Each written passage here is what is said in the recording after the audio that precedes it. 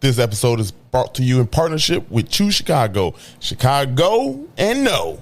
Hey, what's going on, everybody? What's going on with you? What's going on with you? It's like that's not that portion of the episode. Right, yeah, it's not. It's not. Beautiful day out here. October is beautiful day in the final 3 months. Final 3 months. How you feel? Q4. I'm ready, baby. Q4. We in the building. Outside. We're actually outside the building. Outside the building. Anyway, what's up, everybody? What's our riddle for this week? Stop it. The trivia. Oh. Goddamn trivia. I keep forgetting. You ain't forgetting. Keep forgetting the word. Here's the trivia for the day. Did you know? It's got to do with the time zones. This is it a question or did you know? It's just the did you know. It's just did you know? The questions. I know. I'm gonna bring it back, but this one is topical, I guess. Hey, did you know that the time zones were decided upon right here in Chicago? Really? Yeah. So, yeah. So y'all think about that before. As your seasonal depression sets in. Yeah, right. We'll run our promo and I'll tell you more about it after the break. 77 Flavors, Chicago, right now.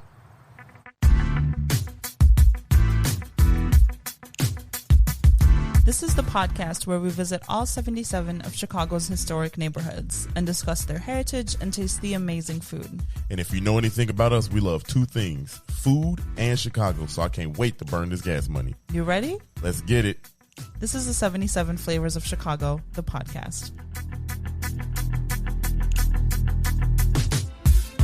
Hey. Now we back. Now we back. Chicago, how y'all feeling? Y'all feeling good? Thank you for that answer. Wow. Do you want a radio show? I do. I would like a radio show. Hell. Guys, whoever's listening and has a radio show to spare, put your boy on. Just hand it over to Dario. You know, I got you. I speak to the people. You know what I'm saying? The people. Mm-hmm. Before the break, I asked you, did you know that the time zones were decided upon here in Chicago? And here is crazy. Yeah, here's the history behind it. As the railroads expanded in the 19th century, so we're talking 1800s, trains had to keep relying on schedules with other cities, and other cities had different, ways they tracked what time it was. So, for example, noon in New York was 6 minutes, 7 minutes ahead of noon in Philadelphia. Because they said, they tracked by the sun, and that's how it was around the country. So there were about almost 50 different time zones in the United States before this. Yes. In 1883, all the heads of the railroad companies got together here in Chicago at the Grand Pacific Hotel, located at Jackson and LaSalle, for the General Time Convention. And that's where they said, hey, let's have a central timing zone so we can figure out, we know when we go in this region, this is where, this is what the time is. And that's how they came up with the time zones. Now, a little bit more history. In 1884, the year after that, actually, I'm going to skip over that. I'm going to come back to that. 1918, let's jump ahead real quick, is when Congress passed the law standardizing the time system. That's interesting because who decided GMT then? Somebody, the railroads that was over there. No, but that's in London. I mean, where it starts. Maybe they was like, you know what? Times they got good ideas over there in America. We need more research. Come back next episode with more information. Hey, look, this is because I want to know more. That's pretty good. We can do a little break in the middle of the week. We'll figure it out. 1884, the Grand Pacific Hotel that this meeting was held in turned into a clock. It actually turned in close. It it was torn down the year after they made that decision. Damn. And it was turned into the Central Standard Building. Central Standard Building, and there's a plaque on the wall to commemorate what it is. Now, if you go in there, it is part of Open House Chicago, which we are also part of Open House Chicago. You can see us, if you Open House Chicago actually starts the month of October. So the moment you listen to this. The weekend that a lot of these sites are open is the weekend of the, after the 11th. So, is that the 15th? I believe is the weekend 15th, of the 15th. 16th, the 15th and 16th. Go on there and you'll see us.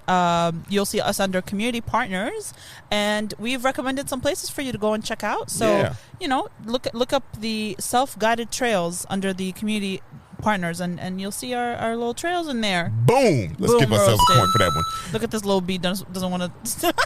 Wow, that's crazy. Adorable. If you're watching this on YouTube, the bee was all up in the screen. The bee was like, "This is my show now." It's in high definition, 4K. How you doing? I'm good. I'm a little injured today. Sliced up. I haven't cut myself with a knife in years. Damn. That happens. But yesterday I was cutting up a really big onion. I was making like a potato lentil soup. What? That don't make sense. That's give myself. Yeah. Bruh. Yeah. I was cutting up a really big onion, and I was using like a 6-inch utility knife, which it's like your basic kitchen knife that you use for literally everything, and it's pretty small. The onion was like too big, and I should have used a bigger knife. I was also not paying attention. I wasn't like tucking my fingers, and I just sliced right through my middle and my ring finger. You chopped them bad boys off. And I bled for a minute. I was like, "Ooh, let me sit down." I still made the soup. We still had it for dinner. Yeah, man, the soup was smacking too. Potato lentil. It was really good. Potato lentil. It was like a curry potato lentil soup. Arabs love lentil. So Dario loves lentil. That shit was good, y'all. It was good. it was good. Yeah.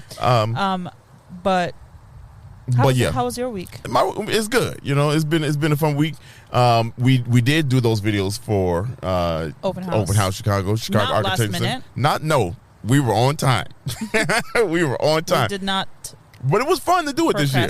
It was fun to like do those this year because we knew what to expect. We know how to what they wanted to see, and we had a lot of talking points. Think about it. When we were doing that last year, we were just starting. We were like, oh my god. Yeah, so we had it was easy this year because I had footage, from me just going out taking photos before. Yeah, so it was like pretty easy to do. And now we knew more to talk about. So it was actually really dope. Yeah, we also went to the celebration for that award that Dion. Yeah, the innovation award. All I know is Dion is nominated. Whoops. He's doing big things out here in Chicago. Big things out here in Chicago.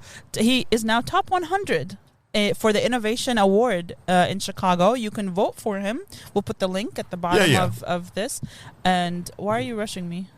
Who said I was rushing? You say yeah, like keep it moving. Keep it going. I say yeah. You'll editing Dario will put the link.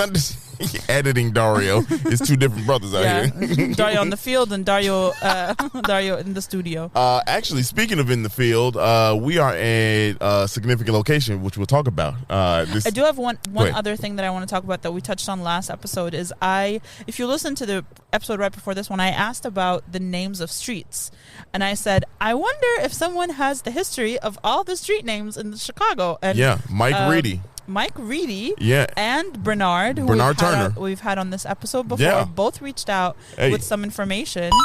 Coins. But Mike actually sent in a document. Yeah, Bernard told us the book that we can get, Streetwise Chicago. Yeah.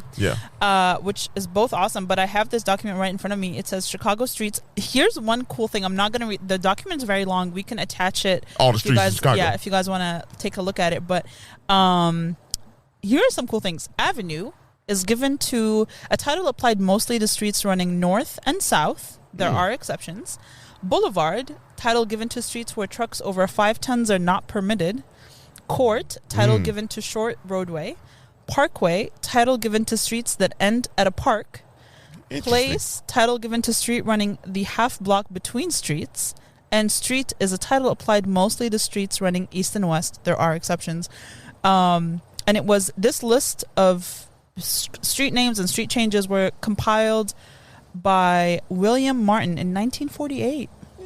Interesting. It's a long. It's with all the streets in Chicago. It's a 164-page document. Wow.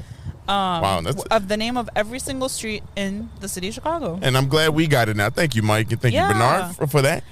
Which brings us to Boulevard. And let's get tuned up, y'all. Let's get this little sun. I had to make sure I'm there. So let's get ready, y'all. You're also wearing sunglasses? Yeah, that shit don't matter. The sun.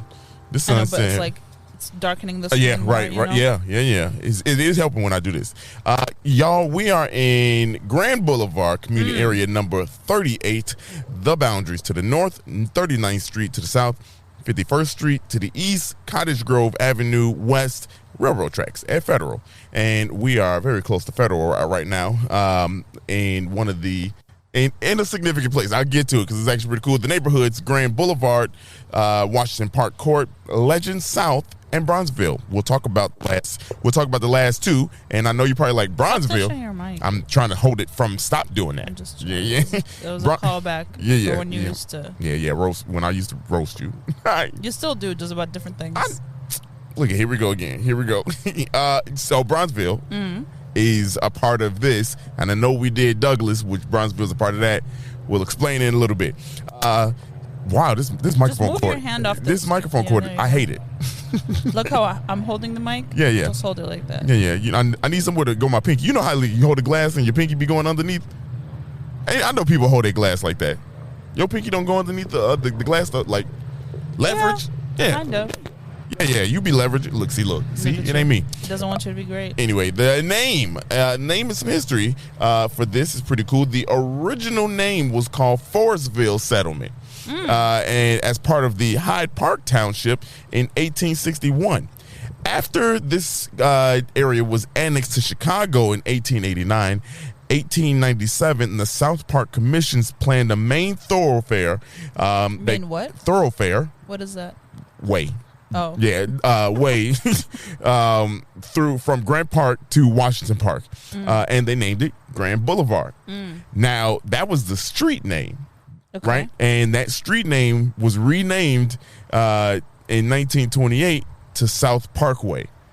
Wow, because it ended at a park. It ended at a park, but it was renamed again to Martin Luther King Drive.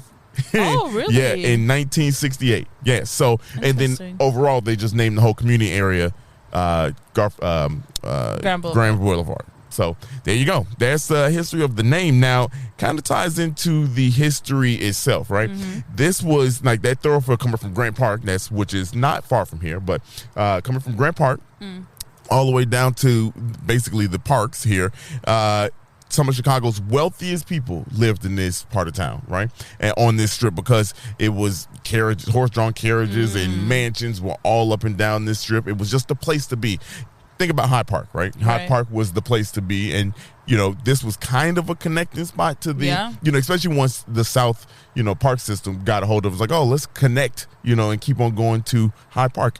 That's what this was, right? So it was very elegant. A lot of people wanted to live here, and it attracted a lot of American-born residents. And I say American-born because different things I read. It was Irish, it was German, it was Jewish, and black in this area.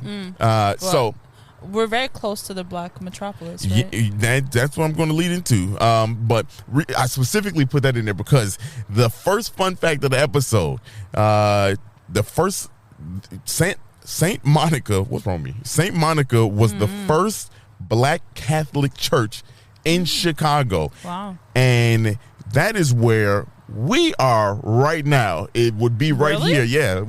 Yeah. That's why I picked this location.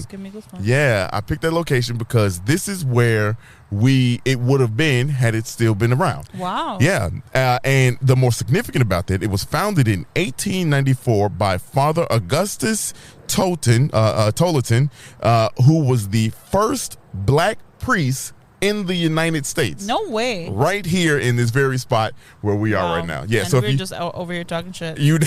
All on this holy land. So if you're watching on YouTube, here we are. We are in the first black Catholic church, original location. Actually, if you see right behind us, in between us right there, 36 and Dearborn, that building right there is where it says it was. You know what I mean? Like that. So that's why I faced the camera the way I did. Gotcha. But yeah, pretty cool though. Wow, that's really cool. Yeah, pretty cool. I'm really into that. I love this little park. We're like it's not really a cul-de-sac because it's open, but there's like a little park in between all of these houses. Yeah. It's such a nice little like tucked away area. Yeah. It's honestly, if you wake up this every morning and just be like, I just want to come out and just chill, and they got the park benches out here, so you just literally walk out your door, like, and just sit and look at your crib. You know what I mean? Like, and just it's just dope. That's why I love these. Every time someone is like moving, my brother is like thinking about moving to Chicago, and he was like, I want to live in River North. I was like, of course you do, because because you're a rookie Chicagoan. Mind, right? Yeah. In your mind, that's all that Chicago is. But that's why I love neighborhoods because they're so beautiful. Because it's like you can get people that don't live in the city assume that it's always loud and like it's too much traffic, but it's actually you get like a neighborhood feel, very peaceful. But also you're in the city and nothing closes at 5. No. You could go outside your house after 6 o'clock. Yeah, you can. So we're going to keep on the theme of churches here because churches, especially the black community and in Chicago in general, I would say, is huge. And particularly in this community area, churches are a big deal. Corpus Christi, I'm going to name a few churches, a couple churches. Corpus Christi Church was an Irish parish in 1881. Irish families, they eventually moved away in the 20s.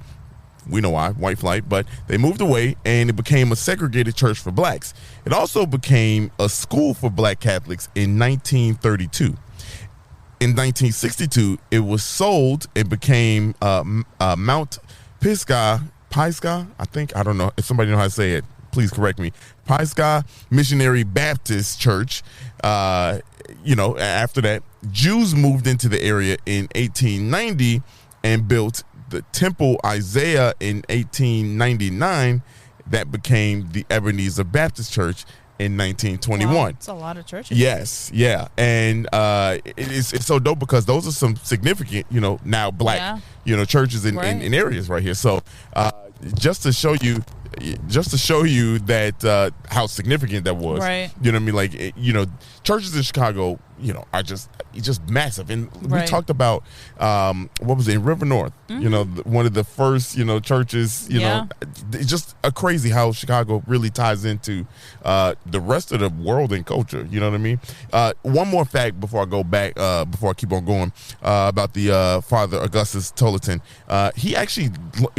His parents were slaves. Like, they were brought over on the boats, right? Wow. He went to Rome to study. Got his what do they call it, indoctrined, right? He was like, you asking me? Yeah, I don't know. He was official. He could be a pastor. So then he came Isn't back. that the thing you do online and they're like, fill out an application, officiate a wedding. Yeah, that's basically what he did. But he just had to go to Rome to do it. You just got to go to Rome, and then he came back and came for I don't history. know why, but in my mind, I didn't. I associate. You know how you associate certain denominations with certain groups. So, like in my mind, everyone that's Catholic is white. No, is either or Hispanic or like Mexican. Right? Yeah, Hispanic. Yeah, That's what in my brain. But like that again. That's why we do what we do. Yeah. We put people onto the history. I always think like the majority of black people that I've interacted with have been non-denominational. Yeah, we screamers in church. I don't know what that is, but we just be No, let me stop. Let's keep it going. Grand Boulevard was the place to be, right?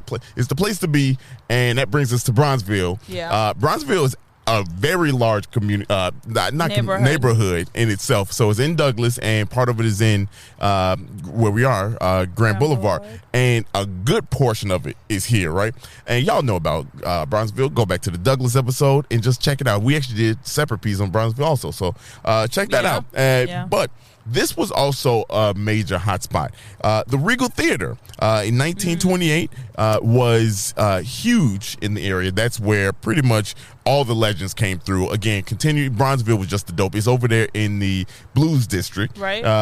Which we saw, which is really dope. Ray Charles, Nat King Cole, Lena Horne, Louis Armstrong, literally everyone. Ella Fitzgerald, everybody. Everyone came through here. If you were somebody, you were there. And do you know where it was located?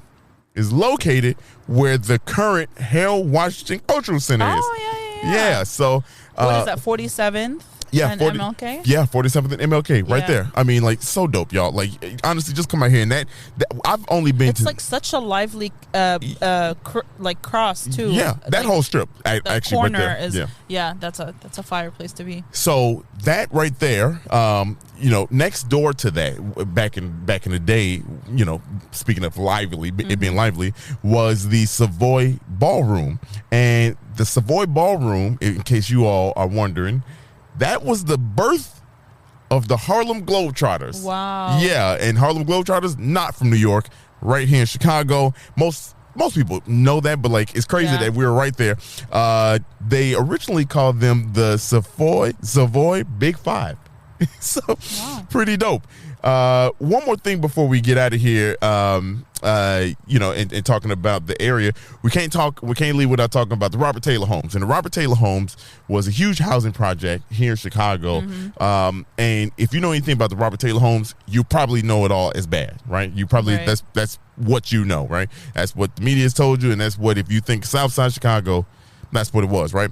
1920, I'm going to give you some numbers here, right? In 1920, blacks were 32% of the 77,000 residents here in Chicago, in Grand Boulevard. 1930, a decade later, they were 95% of the 87,000. Wow. In 1950, two decades later, they made up over 99% of the 115,000 people. So, the reason why I bring that up is because this area had physical deterioration, poverty, and no jobs. You know, the steel workers, the industry all went down, right? And public housing came to the area to put, housing up for people, right?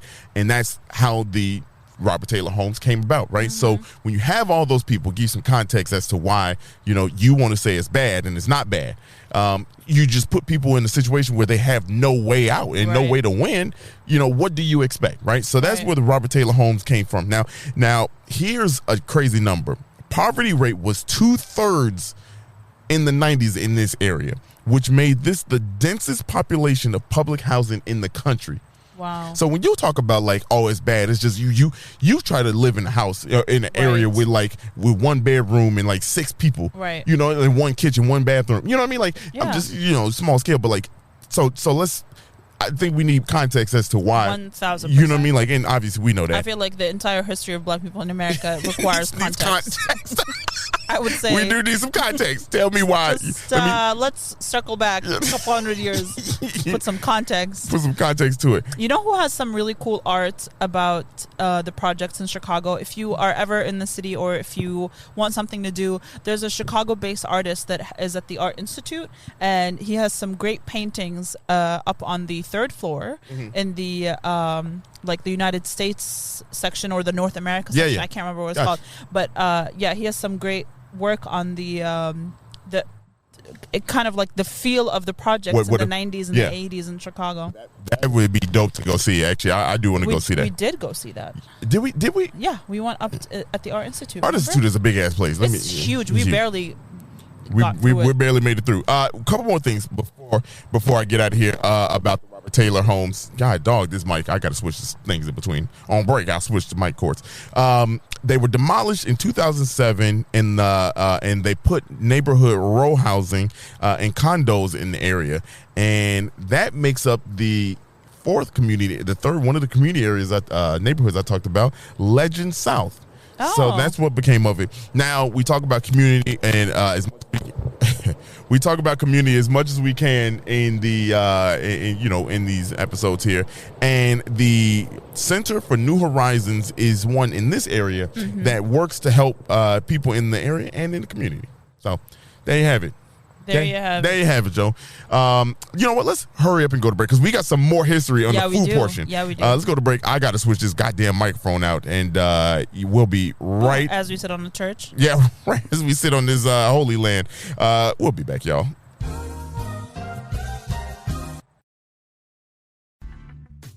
Welcome back to this portion of the episode brought to you by Choose Chicago. This week, we stopped by Bang Bang Pie and Biscuit in Logan Square, which if you haven't been, I don't know where you live, which rock you're under, because this place is genuinely just a whole other vibe. It's super cute. You walk in, it's just pies and biscuits, honestly, but they've done such a nice twist on them. This week we got the sweet smothered biscuit, which is the OG biscuit smothered with honey butter and seasonal rotating jam. This week it was a raspberry jam.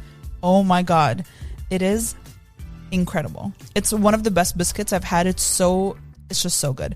We also tried a savory biscuit, which is the biscuits and gravy, and it comes with, you can order kind of like a sausage patty to go on the biscuit. That's like a full meal by itself. If you're there for lunch or for breakfast, I would recommend that. It's absolutely delicious, but they have other options. They have a BLT one. They have a ham one that's just sausage with white cheddar and peach habanero jam. There's just so many options for biscuits. We also got 2 different kinds of pie because how can you not? And honestly, the slice of pie is like $5, which is not bad at all because it's absolutely delicious. The pie, we got key lime, which is my favorite. It's a graham cracker crust and a key lime custard. Incredible. We also tried the berry plum, which, if by the way, if you're egg free, the berry plum pie is egg free. They do have some vegetarian options as well. It comes with strawberries, raspberries, and plum, with a rosemary crumble in a all butter pastry crust. Amazing. It was so good. We also got chocolates to go with them. Honestly, irresistible. Definitely recommend if you're in Logan Square or if you have time to make that trip. It is worth the drive. Check it out.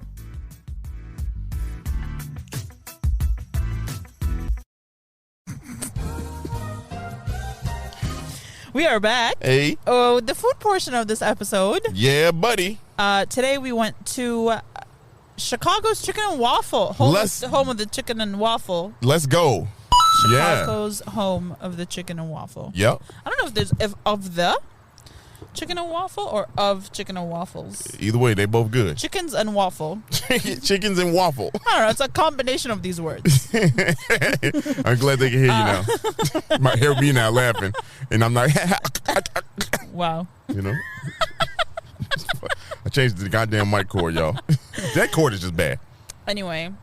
Yeah. Anyway. So the restaurant, we asked the manager that was there for a little bit of information about the history of the restaurant, and it's pretty cool. Very cool. We try to do that anytime we can. We ask about the history if I can't find anything online. Honestly, before we even... there's a bunch of articles hung up on the wall. Yeah. So basically, the restaurant was created by one of the 2 halves of what's the name of the restaurant in LA? Roscoe's Chicken Waffle. Roscoe's Chicken and Waffle in LA or on the West Coast. Yep. And the partnership dissolved. One of the people in that partnership came to Chicago and started Chicago's Home of Chicken and Waffles. And there are 2 locations. One in Bronzeville on like Martin Luther King Drive. Okay. And then one in Oak Park. Yep. And the building that they're in is the old Ritz building, Ritz Hotel. Yeah. That was on, I believe it's called Oak Boulevard is the other cross street. Yeah, I think so, yeah. And it used to be, he said, do you know what the Green Book is? And he said this used to be one of those locations listed in the Green Book, which is, then we went down a rabbit hole and we found research about the Green Book. And if you don't know, you're about to find out. Actually, let's go to the Chicago Public Library. Well, I was about to alley-oop it to myself. Oh, okay. But that's fine. No. You just took my moment. No. No. Back to you, Bob. I thought you...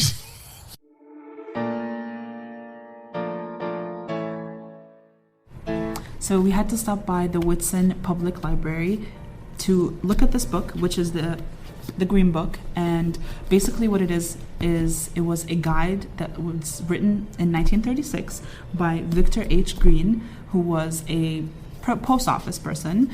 He delivered mail, and the guide was for, as African Americans started making more money and being able to buy vehicles and travel around the country, this guide became kind of necessary during the Jim Crow era for them to be able to travel safely. So in 1936, he started this guide, and it basically helped people travel to restaurants, to barbershops, to theaters, wherever they needed to go, knowing that this space was a safe space for them.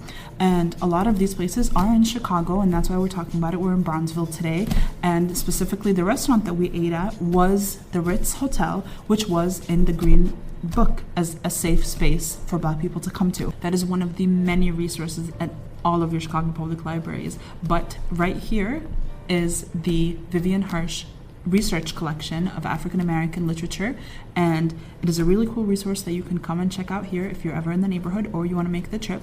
But you can also check out the Chicago Public Library in any one of your neighborhoods. Find one by you and look at all of the great options that they have. All right, well, we're back. Thank you for that beautiful piece of information. That was great. I hope you learned a little bit more about the Green Book as we did. Yeah. But the way that this restaurant kind of like keeps with that theme is that all the lights inside, not the over your headlights, but the lights on the sign, the lights on the exit sign, accent lights, are all lit up green. Yeah. And it was crazy because we were like, as he was talking about it, I was like, that's why everything's green. Because I first walked in, I was like, why is your shit green? Here's the crazy part. So when I was getting the footage, B-roll, like the green wasn't showing up well on the screen. I was like, that green is annoying as hell. I was like, why would they do green? Right. Green of all colors. They should do red. Yeah. Or orange. Green, orange, like a waffle. Then then he tell us, I was like, damn, shit. Damn, that's crazy, man. That's good. So y'all trying to honor that. Okay, I see. Y'all I see what you did represent. there. I see what you did. It's stupid, but I see what you did. I'd never seen a green chicken. Green chicken, that's true. I've never seen a green chicken or a green waffle. Or a green person. Gumby. Gumby is green. Who? Gumby. Oh, you young. I am. What's a Gumby? You don't know what a Gumby is. Bruh. Please hold while I search a Gumby. Gumby. Oh, my goodness. I can't believe you don't know what Gumby is. How do you spell it? Gumbee? No. Lord have mercy. B-Y? Yeah. It just seemed like a B-E-E moment. No. Oh. I'd never seen this in a day of my life. And Pokey was his homeboy. Pokey had a little attitude. Sir, this came out in 1953. You're not even that old. They was reruns. We watched them. PBS had them. Oh, it says 1953 to present. That shit still on? That shit's still on. Wow. Who's still watching Gumby? Fox Entertainment owns it. No. Yeah. Damn. Look at that. They had a movie in 95 called Gumby the Movie. They had multiple TV Gumby things. was on. Howdy Doody. Gumby Adventures and the Gumby Show. Yeah, the Gumby Show is where I caught on. That's where I picked up at. Yeah. That's the only, you only had, it was that Allegra's Castle, and Maya the Bee. Fox just be owning things. That wasn't Fox back in the day. It was PBS, WTW, came on like either before or after Mr. Rogers' Neighborhood. Wow, anyway, old. I am old. All right, well, I'd never seen this red horse or green man a day in my life, and Gumby's not a real person. In case you thought. First of all, the Gumby was also a haircut too. Brothers was doing it when you had your hair on the slant like that. Oh, didn't I had the Gumby. Wasn't that there was a what TV show was someone had that haircut? Shit, I don't know. There's a lot of brothers doing like it. 90s and early 2000s TV shows. Yeah. Anyway, what are we talking about? Food. Chicago's chicken and waffle. Chicago chicken and waffle. Yeah. It was fire, y'all. So you walk in there. It's a very new building. Yeah. It looks like they've been there for 12 years. Yeah. Right. Yeah. So they've been there for a while. So they've been since 2008. But the building looks fairly new. The restaurant on the inside looks fairly new. You have booths on both sides of the room. It's a square. Yep. And then 4-seater tables in the middle. And then you can see the kitchen kind of in the back of the restaurant. Yep. And it was packed. It was packed, yeah. The entire time that we were there, it was packed. Mm-hmm. And it's basically the kind of food that they serve. It's served all day, so you can get either lunch or breakfast, and it's served all day. You start off the menu with waffles and chicken, variations of waffles and chicken. And chicken and waffles? It just sounds weird. I feel like chicken and waffle is a dish, but waffles and chicken is a combo of two items you can turn into a chicken and waffle. I don't know, man. I don't know if I would eat waffles and chicken. I'd probably be like, that is. I don't know. That's suspicious. That's too far fetched for me, yo. But chicken and waffle, okay. What seasoning did you take out of that? Is it grilled chicken? Is it right there? Either way, grilled chicken and pancakes. Yeah, right there. God. But I bet you, in some way, you put some syrup and some hot sauce on there.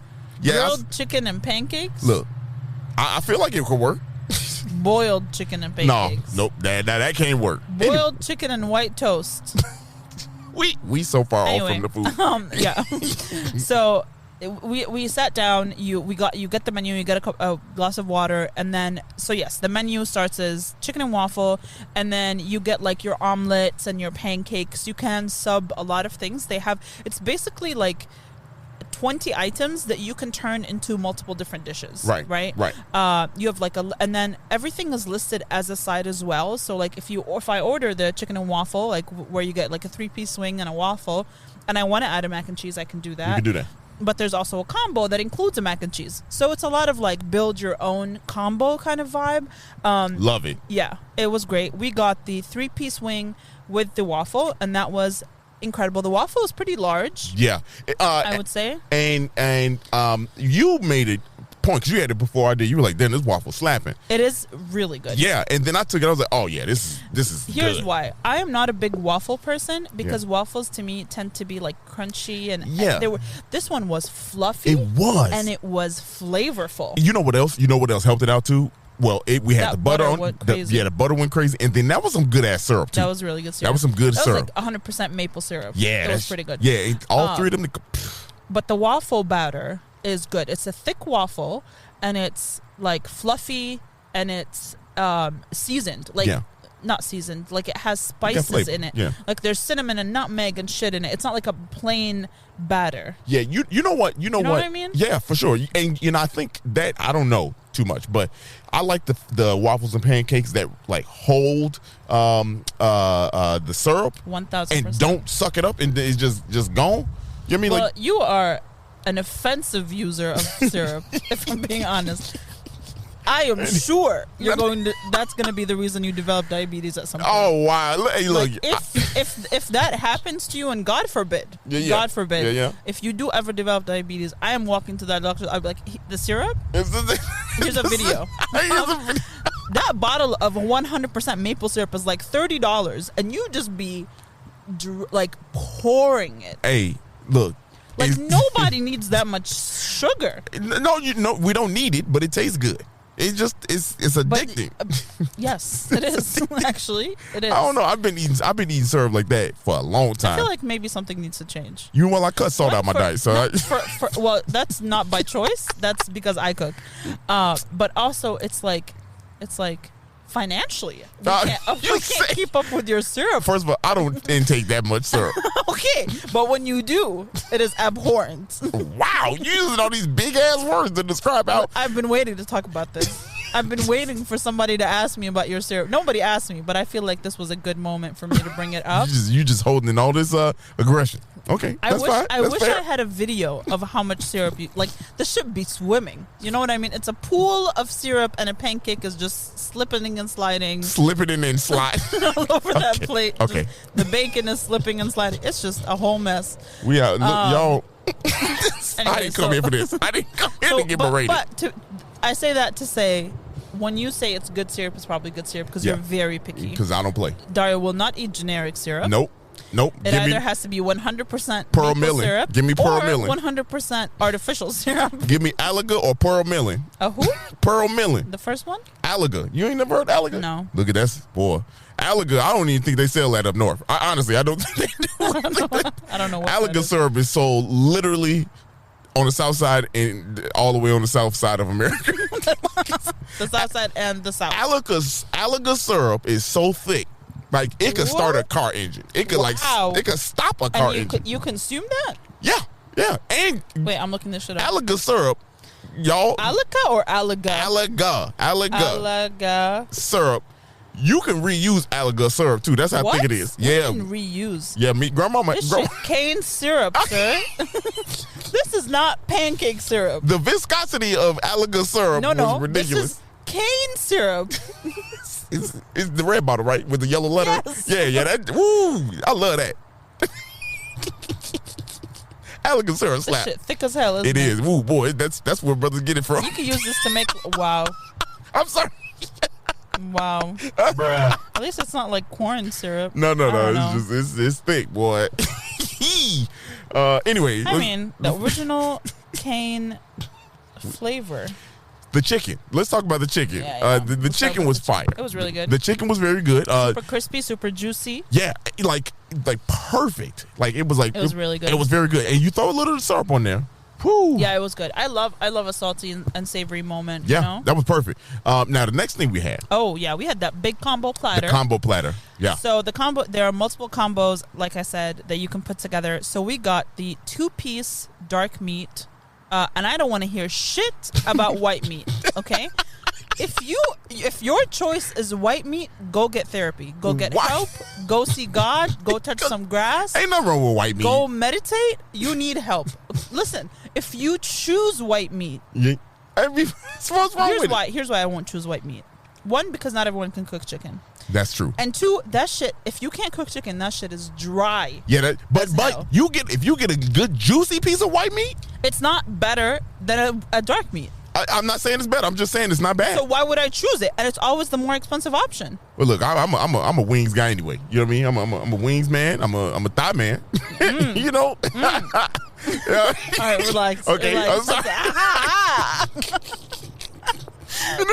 You did that old man laugh. I'm just saying. With the little shoulders. You know, said I'm a thigh man. Okay, no one needs to know that. That's private information. Chicken is an aphrodisiac. Wow, relax.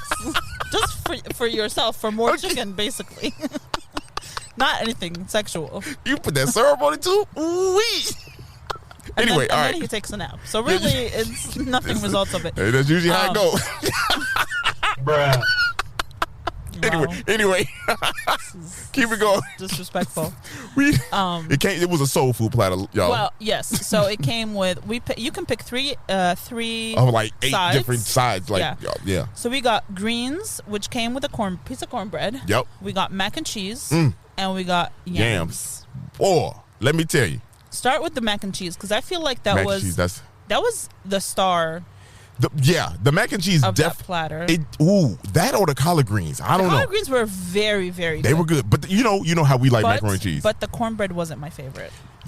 You know what? I feel like there could have been more flavor in the cornbread. Maybe. But if you eat it with the greens, it's great. That's what I'm about to go with. I love cornbread by itself. Yeah. I'm a bread person. Yeah. So for me, a good piece of cornbread with some butter would have been perfect. Yeah. With the greens, it was great. By itself, it could be better. I can't. Yeah. You know, look. But honestly, you refuse to eat cornbread by itself. No. Yeah. Who does that? That's weird. I just said that's weird. I mean. Well. All right. You said, who the fuck out here eating? You don't listen when I speak to you. When you don't listen, shit just go in one ear out the other. I just said I love cornbread by itself. I'm a bread person. And somebody listening said, yeah, we know, we can tell. Stop it! Wow. And the whole time you weren't listening. You didn't even defend me. Your energy is so different. These last couple episodes, what's going on? It's all of them, baby. You just need to go back and listen to the older ones. You wilding out. I keep the same energy. You do. Say that all the time. I mean, it's been different. It's funny. No, I like it. Hasn't been different. You've been coming at me last few episodes. God, because you say things that I feel like are so specific to pissing me off. I just said I love cornbread by itself. You said, who the hell eats cornbread? But that's weird. I mean, look, okay, let me clarify. I would never eat cornbread myself, me personally. I need greens to go with it. And you know what? There's the thing. The greens. You know what the hell he said to me yesterday? Wow. Hold up a little bit. He said Hocus Pocus is stupid. It is. Y'all. This man has never seen Hocus Pocus. I have. And he hasn't seen the second one, so he doesn't know what he's commenting on. First of all. He doesn't even know that there's a second movie. I do know. That's what I'm talking. He's just seeing a bunch of content about the second movie of Hocus Pocus. He has not seen it. No, I refuse. His opinion is based on nothing. Y'all, look, I'm going to say. I refuse. Y'all could tell me. Y'all could say whatever you want to say about me. Hocus Pocus is dumb as hell. Period. Period. That and parsley can go to hell. Wow. Okay, wow. Anyway, the food. Anyway, the food. How was the mac and cheese? Mac and cheese is fire. Yeah, it was fire. It was good. It was cheesy. It wasn't too cheesy. It wasn't cheesy, but it was good enough. Which is like the thing for me. If something is too cheesy and it becomes like greasy cheesy, I can't eat it anymore. It makes me nauseated. You know what was good? It was like it was almost like dripping cheese, but it like stopped and like it was the perfect combination of like it was a good cheese sauce that was on there. The yams were sweet, very sweet, but not too sweet. Not too sweet. Because I would say they could be if there was more than what was on that plate, it would be too much. But that was a good little portion that they gave us. God damn, it's like a cup. My shit ashy. Wow. God. And you have the audacity to talk shit about cornbread. Wow. And what's crazy is like the sun hit this bad boy, and I was like, you got to do one of them. No, don't do that. And you can see the ash through your glasses. Wow, can you? No, and they're tinted. I mean, and you can still see. Oh yeah. I thought you could see them. I was like, this shit is out of control. Anyway, what else? We talked. Catfish. Oh yeah, the catfish. Oh my, y'all. First of all, they give you a little good. filet, little filet we with added it. the We catfish. added it. It was like $4.50 to add it. Yeah. Fire. It was good. Like it was good. Some Louisiana on there. Honestly, could have used some more though. I could use another piece because I ate half of it. Remember? I know, but like even one piece wouldn't have been enough. Yeah, it was a thin fillet. It was thin. It was a thin fillet. Yeah, you could. I could have easily done more. Overall, the food we are full and sleepy. Yeah, overall. that's probably why we acting like this. If I'm being honest. We should always record the next day because it's like this is fun. This shit is fun. I like it. All right. Anyway, I'm done. Yeah. Yeah. All right. Well, I think I'm done. That's all. Well, I guess go out there and eat Chicago's chicken and waffle. So, and that's it. And that is all. You don't even know where to go. Yeah, I was like, I don't know. Okay, well, if you liked this episode, send it to someone you like. If you did not like this episode, we understand. We get it. Yeah, we get it. Try again next week. It might be better. It probably will be better. Yeah, but also, I don't want to say 100% because we always under promise and over deliver. Right. That's what. Hey. Always be closing, baby. ABC, baby. Fuck retail. We out. Bye.